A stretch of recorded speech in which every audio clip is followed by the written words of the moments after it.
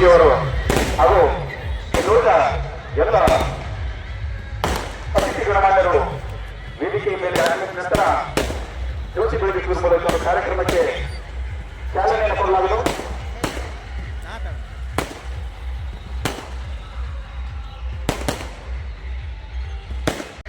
ಸಂವಿಧಾನದ ಪ್ರೀತಿಯನ್ನು ಓದುವುದರ ಮೂಲಕ ಒಂದು ಕಾರ್ಯಕ್ರಮಕ್ಕೆ ಚಾಲನೆಯನ್ನು ಕೊಡಲಾಗ್ತಾ ಇದೆ. ಹಾಗಾಗಿ ಮಗದೊಮ್ಮೆ ವೇದಿಕೆ ವತಿಯಿಂದ ನಿರ್ದಿಷ್ಟಕ್ಕಂತಹ ಎಲ್ಲ ಬಹುಪಾಲಕ ಮತ್ತು ಹಲೋ ಒಂದು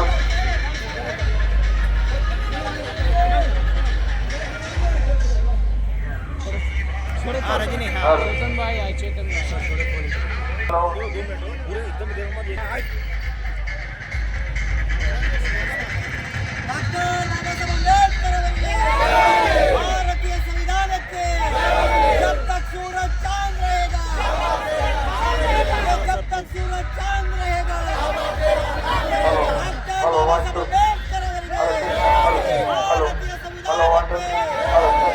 भारतीय संविधान के विमा करेगा विजयोत्सव समिति, विमा करेगा विजयोत्सव समिति, विमा करेगा सेनेगे, विमा करेगा सेनेगे.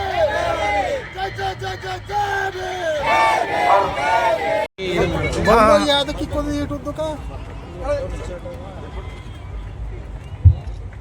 साधु साधु साधु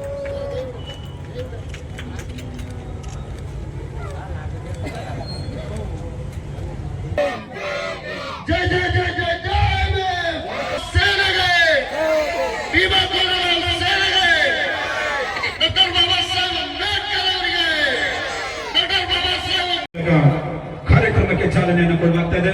ದಯವಿಟ್ಟು ತಾವೆಲ್ಲ ಜೋರಾದ ಚಪ್ಪಾಳೆ ಬಾರಿಸುವುದರ ಮೂಲಕ ಈ ಒಂದು ಐತಿಹಾಸಿಕ ಕಾರ್ಯಕ್ರಮದ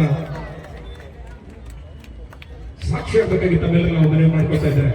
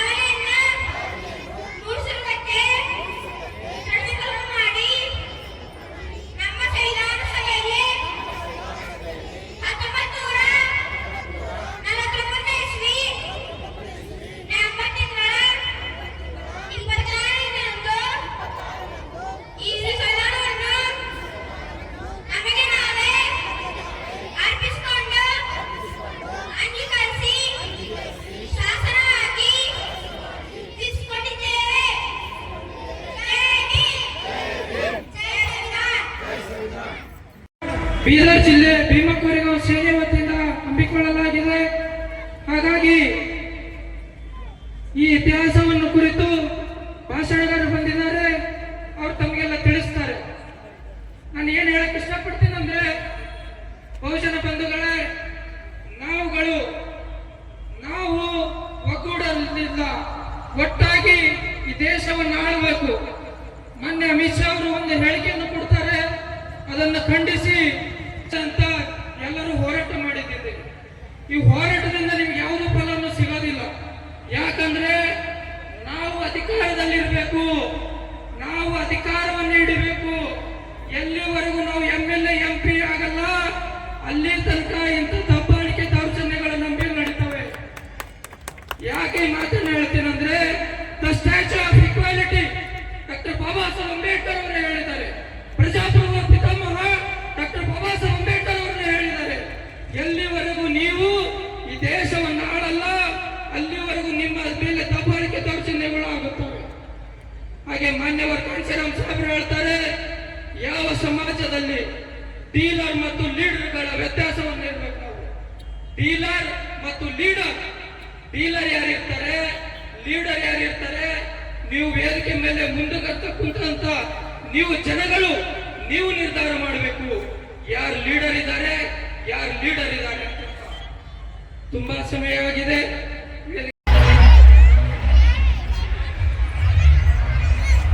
ಮಂಚ ಸ್ವಲ್ಪ ತೆಂಗಿದ್ದಾರೆ ತೆಂಗಿ ಸ್ವಲ್ಪ ಕಡೆಗೆ ಅಣ್ಣ ಬಾಲ್ ಬೇಡ ಅಣ್ಣ ರವಣ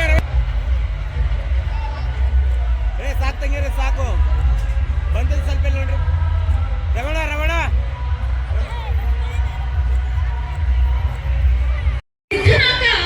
ಎರಡನೇ ಬಾಜಿರಾವ್ ಹತ್ರ ಹೋಗಿ ಕೇಳ್ತಾನೆ, ನಾವು ಬ್ರಿಟಿಷರ ಜೊತೆ ಇರಬಾರ್ದು, ನಾವು ನಿಮ್ಮನ್ನು ರಿಕ್ವೆಸ್ಟ್ ಮಾಡ್ಕೊಂತೀವಿ, ನೀವು ನಮ್ಗೆ ಸರಿಯಾಗಿ ನಡೆಸ್ಕೊಡಿ, ಸರಿಯಾಗಿ ಸ್ಥಾನಮಾನವನ್ನ ಕೊಡಿ ಅಂತ. ಎರಡನೇ ಬಾಜಿರಾವ್ ಓವರ್ ಕಾನ್ಫಿಡೆನ್ಸ್ ಅಲ್ಲಿ ಹೇಳ್ತಾನೆ, ಹೋಗು ನಾನು ನಿನ್ನ ಕೇರ್ ಮಾಡಲ್ಲ, ನಾನು ಗೆಲ್ತೀನಿ, ನನಗೆ ಗೊತ್ತು ಗೆಲ್ಲೋದು ಅಂತ ಹೇಳ್ತಾನೆ. ಯಾವಾಗ ಬ್ರಿಟಿಷ್ ರೆಜಿಮೆಂಟ್ಗಳು ತುಂಬಾ ಸ್ಟ್ರಾಂಗ್ ಆಗ್ತಾ ಇದಾವೆ, ಮುಂಬೈ ರೆಜಿಮೆಂಟ್ ಸ್ಟ್ರಾಂಗ್ ಆಗ್ತಿದೆ ಅಂತ ಗೊತ್ತಾಗುತ್ತೆ, ಆಗ ಮತ್ತೆ ಹೋಗಿ ಹೇಳ್ತಾನೆ ಎರಡನೇ ಬಾರಿ ಸಿದ್ಧನಾಗ ಹೋಗಿ ಕೇಳ್ಕೊಂಡಾಗ್ಲೂ ಸಿದ್ಧನಾಗ ನಿಂತಿದ್ದ ಜಾಗವನ್ನ ಗಂಜಲದಿಂದ ತೋರಿಸ್ತಾನೆ ಎರಡನೇ ಬಾಜಿರಾವ್. ಆಗ ಸಿದ್ಧನಾಗರ ಆತ್ಮಾಭಿಮಾನಕ್ಕೆ ಧಕ್ಕೆ ಆಗುತ್ತೆ. ಬರ್ತಾರೆ ಮರಾಠ ರೆಜಿಮೆಂಟ್ ಒಳಗಡೆ ಯಾರ್ಯಾರು ಇದ್ರು ಅವ್ರನ್ನೆಲ್ಲ ಒಂದ್ಸತಿ ನೋಡ್ತಾರೆ, ನಮ್ಮವ್ರು ಯಾರು ಇಲ್ಲ ಇದ್ರಲ್ಲಿ ಅಂತ ಗೊತ್ತಾಗುತ್ತೆ. ಸೇರಿಸ್ಕೊಳ್ತಾನೆ ಇರ್ಲಿಲ್ಲ. ಅದಾದ ನಂತರ ಮುಂಬೈ ರೆಜಿಮೆಂಟ್ ಜೊತೆ ಸೇರ್ಕೊಂಡು ಬ್ರಿಟಿಷರೊಂದಿಗೆ ಸೇರಿ ಯುದ್ಧವನ್ನ ಸಾಕ್ತಾರೆ. ಅದು ಆತ್ಮಾಭಿಮಾನದ ಯುದ್ಧ ಅಂತ ಕರೀತಾರೆ, ಜಾತಿ ವ್ಯವಸ್ಥೆಯ ವಿರುದ್ಧದ ಯುದ್ಧ ಅಂತ ಕರೆದು 1817ರ ಡಿಸೆಂಬರ್ 31ನೇ ತಾರೀಕಿನಲ್ಲಿ ಶುರುವಾದಂತಹ ಯುದ್ಧ 1818 ಜನವರಿ 1ನೇ ತಾರೀಕು ಮುಗಿಯುತ್ತೆ. ಎರಡನೇ ಬಾಜಿರಾವ್ ನೆಲೆ ಕಚ್ತಾನೆ. ಆ ಮೂಲಕ ಭೀಮಾ ಕೋರೆಗಾಂವನ್ನ ನಾವು ಗೆಲ್ತೀವಿ. ಅದರ ಆಚರಣೆಗೆ ಈ ಭೀಮಾ ಕೋರೆಗಾಂವ್ ವಿಜಯೋತ್ಸವ. ಅದಾದ ನಂತರ ಬಾಬಾ ಸಾಹೇಬರು ಹೋಗ್ತಾರೆ ಅಲ್ಲಿಗೆ. ಬಾಬಾ ಸಾಹೇಬರು ಇತಿಹಾಸವನ್ನ ತಿಳ್ಕೊಂಡಲ್ಲಿ ಹೋಗ್ತಾರೆ. ಅಲ್ಲಿ ಹೋದ ನಂತರ ಇಡೀ ದೇಶಾದ್ಯಂತ ಭೀಮಾ ಕೋರೆಗಾಂವ್ ವಿಜಯೋತ್ಸವವನ್ನ ಆಚರಣೆ ಮಾಡೋದಕ್ಕೆ ಶುರು ಮಾಡ್ತಾರೆ. ಯಾವಾಗ ಭೀಮಾ ಕೋರೆಗಾಂವ್ ವಿಜಯೋತ್ಸವ ನಡೆಯುತ್ತಂದ್ರೆ 1918 ನಂತರ ಬ್ರಿಟಿಷರು ಅಲ್ಲೊಂದು ಭೀಮಾ ಕೋರೆಗಾಂವ್ ಸ್ತಂಭವನ್ನ ನಿಲ್ಲಿಸಿ ಹುತಾತ್ಮರಾಗಿದ್ದಂತಹ ಮತ್ತು ಅದಕ್ಕೋಸ್ಕರ ದುಡಿದಂತಹ ಎಲ್ಲ ಯೋಧರ ಹೆಸರುಗಳನ್ನ ಅದ್ರ ಮೇಲೆ ಕೆತ್ತಿಸ್ತಾರೆ. ಅಲ್ಲಿಗೆ ಒಂದು ಭೀಮಾ ಕೋರೆಗಾಂವ್ನ ಯುದ್ಧವನ್ನ ಗೆದ್ದ ನಂತರದ ವಿಚಾರ. ಆದ್ರೆ ಇವತ್ ನಾವಿಲ್ಲೆಲ್ಲ ಬಂದು ಭಾಷಣ ಮಾಡ್ತಾ ಇದ್ವಿ. ನಮ್ಮ ಪೊಲೀಸ್ ಅಣ್ಣಂದ್ರು ರೆಕಾರ್ಡ್ ಕೂಡ ನೆಟ್ ಖತಮ್ ಆಗಿ ಸರಿ ಒಳಗ ಮತ್ತೆ ನಾಳೆಗೆ ಆಯ್ತು ಆಡಳಿತ ಯಾವ ತರ ಇದೆ ಅಂತ ಹೇಳಿದ್ರೆ ಯಾವಾಗ ಬೇಕು 2018ರಲ್ಲಿ ಭೀಮಾ ಕೋರೆಗಾಂವ್ ಗೆದ್ದು ಜಾತಿ ಪದ್ಧತಿಯ ವಿರುದ್ಧದ ಒಂದು ಯುದ್ಧವನ್ನ ಗೆದ್ದು ನಮ್ಮ ಆತ್ಮಾಭಿಮಾನದ ಸಂಭ್ರಮವನ್ನ ಮಾಡಬೇಕು ಅಂತ ಹೇಳಿ 2018ರಲ್ಲಿ ಎಲ್ಗರ್ ಪರಿಷತ್ ಅನ್ನುವ ಹೆಸರಿನಲ್ಲಿ ಒಂದು ಕಾರ್ಯಕ್ರಮ ನಡೆಯುತ್ತೆ. ಆ ಕಾರ್ಯಕ್ರಮದಲ್ಲಿ ಉಮರ್ ಖಾಲಿದ್, ಜಿಗ್ನೇಶ್ ಮೇವಾನಿ, ವರವರ ರಾವ್, ಆನಂದ್ ತೇಲ್ತುಂಬಡೆ, ಶೋಭಾ ಸೇನ್, ಗೌತಮ್ ನವ್ಲಾದ್, ಸ್ಟಾನ್ ಸ್ವಾಮಿ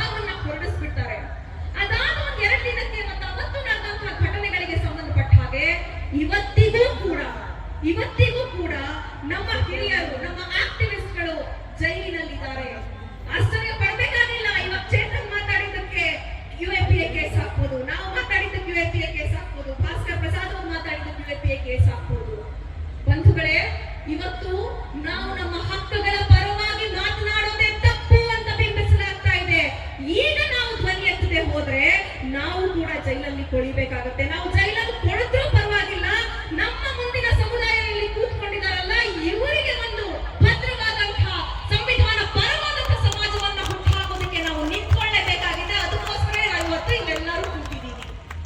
ಅಮಿತ್ ಶಾ ಅವರು ಹೇಳ್ತಾರೆ, ಬಾಬಾ ಸಾಹೇಬ್ರ ಹೆಸರನ್ನ ಹೇಳ್ಬಿಟ್ರೆ ನಿಮ್ಗೆ ಸ್ವರ್ಗ ಸಿಕ್ಬಿಡತ್ತ ಅಂತ ಹೇಳಿ. ಬಾಬಾ ಸಾಹೇಬ್ರ ಹೆಸರನ್ನ ಹೇಳಿದ್ರೆ ಸ್ವರ್ಗ ಪ್ರಾಪ್ತಿ ಆಗೋದಲ್ಲ, ಬಾಬಾ ಸಾಹೇಬ್ರ ಸಂವಿಧಾನ ಜಾರಿಯಾದ ಈ ದೇಶ ಸ್ವರ್ಗ ಆಗತ್ತೆ ಅನ್ನೋದನ್ನ ಅಮಿತ್ ಶಾಗೆ ನಾವು ನೆನಪಿಸಬೇಕಾಗಿದೆ. ಯಾಕವ್ರು ಹೊಟ್ಟೆ ಉರಿಯುತ್ತೆ, ಯಾಕವ್ರು ಬಾಬಾ ಸಾಹೇಬ್ ಅಂಬೇಡ್ಕರ್ ಅವರ ಹೆಸರನ್ನ ಹೇಳಿದ್ರೆ ಉರಿದು ಬೀಳ್ತಾರೆ ಅಂತ ಹೇಳಿದ್ರೆ, ಬಾಬಾ ಸಾಹೇಬ್ ಅಂಬೇಡ್ಕರ್ ನಮ್ಮಂತ ನಿಮ್ಮಂತವ್ರಿಗೆ ಸಮಾನತೆಯ ದಾರಿಯನ್ನ ತೋರಿಸ್ಕೊಟ್ಟಿದ್ದಾರೆ. ನಮ್ಮನ್ನ ನಿಮ್ಮನ್ನ ಈ ದೇಶದಲ್ಲಿ ಇರುವಂತ ಪ್ರತಿಯೊಬ್ಬ ಕೂಡ ಒಂದೇ ಅನ್ನುವಂತ ಸಿದ್ಧಾಂತವನ್ನ ಹೇಳಿ ಹೋಗಿದ್ದಾರೆ, ಕಾನ್ಸ್ಟಿಟ್ಯೂಷನ್ ನ ಬರೆದು ಹೋಗಿದ್ದಾರೆ. ಅದಕ್ಕೆ ಇದೆಲ್ಲ ಅವ್ರಿಗೆ ಇಷ್ಟ ಇಲ್ಲ. ಅವ್ರಿಗೆ ಇಷ್ಟ ಇರೋದು ಭೀಮಾ ಕೋರೆಗಾಂವ್ ನಡೆಯೋಕು ಮುಂಚೆ ಇತ್ತಲ್ಲ ಪರಿಸ್ಥಿತಿ, ನಾವು ಹಿಂದೆ ಒಂದು ಪೊರ್ಕೆ ಕಟ್ಕೊಂಡು ಕೈಲೊಂದು ಮಡಕೆ ಹಿಡ್ಕೊಂಡು ಹೋಗುವಂತ ಪರಿಸ್ಥಿತಿ, ಇಂಥ ಪರಿಸ್ಥಿತಿಯನ್ನ ಅವ್ರು ಇಷ್ಟಪಡೋರು. ಹಾಗಾಗಿ ಅವರುಗಳು ನಾವಿನ್ನು ಅದೇ ಪರಿಸ್ಥಿತಿಯಲ್ಲಿ ಇರಬೇಕು ಅಂತ ಇಷ್ಟಪಡ್ತಾರೆ. ನಾವಿವತ್ತು ಎಲ್ಲ ಹೆಣ್ಣು ಮಕ್ಕಳು, ಭಾರತ ದೇಶದಲ್ಲಿರುವಂತ ಎಲ್ಲ ಹೆಣ್ಮಕ್ಳು ಕೂಡ ಬೆಳಿಗ್ಗೆ ಎದ್ದ ತಕ್ಷಣ ಒಂದ್ಸತಿ ಬಾಬಾ ಸಾಹೇಬ್ ಅಂಬೇಡ್ಕರ್ ಅವರನ್ನ ನೆನಪಿಸ್ಕೊಳ್ಬೇಕು. ಯಾಕೆ ಅಂತ ಹೇಳಿದ್ರೆ, ನಮಗೆ ಇವತ್ತು ಘನತೆಯ ಬದುಕನ್ನ ಕೊಟ್ಟಿರೋದು ಬಾಬಾ ಸಾಹೇಬ್ ಅಂಬೇಡ್ಕರ್. ದೂರದ ಮೈಸೂರಿಂದ ನಾನು ಇಲ್ಲಿ ಬೀದರ್ನಲ್ಲಿ ಬಂದು ನಿಂತು ಮಾತಾಡ್ತಾ ಇದ್ದೀನಿ ಅಂತ ಅಂದ್ರೆ ಅದಕ್ಕೆ ಕಾರಣ ಬಾಬಾ ಸಾಹೇಬ್ ಅಂಬೇಡ್ಕರ್ ಅವರು ಕೊಟ್ಟಂತ ಸಂವಿಧಾನ ಅನ್ನೋದನ್ನು ಮರಿಬಾರದು.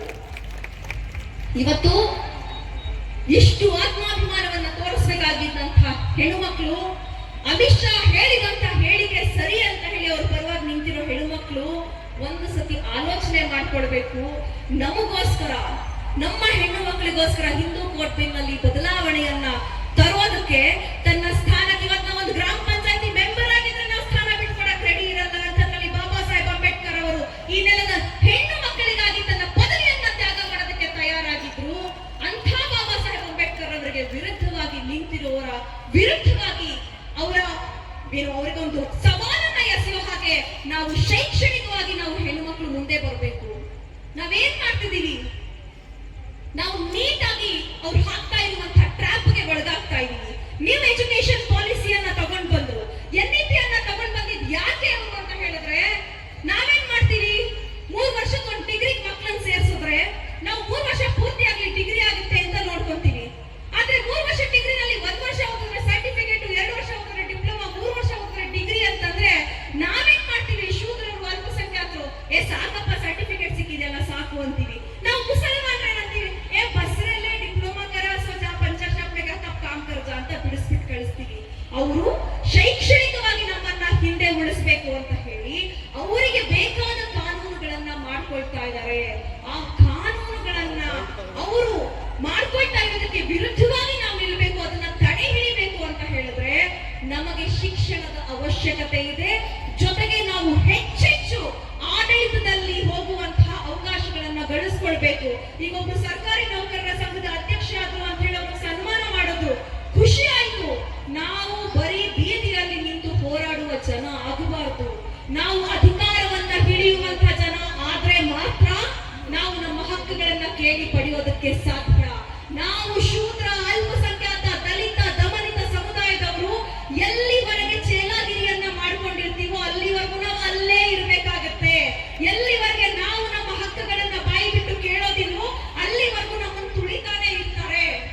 ನಾವುಗಳು ನಮ್ಮ ಹಕ್ಕುಗಳಿಗೋಸ್ಕರ ಧ್ವನಿ ಎತ್ತೋದನ್ನ ಮೊದಲು ಕಲಿಬೇಕು. ಎರಡನೇದಾಗಿ ಮನೆಯಲ್ಲಿರುವಂತಹ ಹೆಣ್ಣು ಮಕ್ಕಳಿಗೆ ಶಿಕ್ಷಣವನ್ನ ಕೊಡೋದನ್ನ ರೂಢಿಸ್ಕೊಳ್ಬೇಕು. ಮೂರನೇದಾಗಿ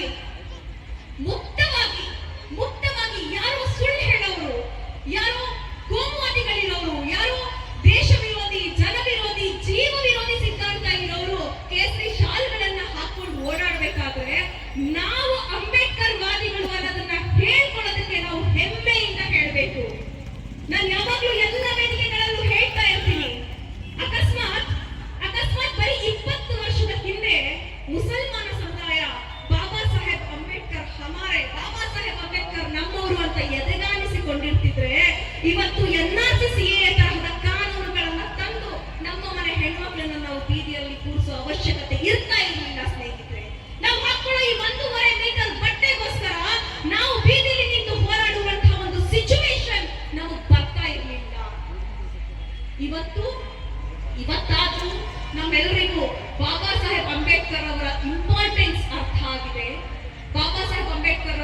ಕೊಟ್ಟಂತಹ ಕೊಡುಗೆಗಳ ಇಂಪಾರ್ಟೆನ್ಸ್ ಅರ್ಥ ಆಗಿದೆ.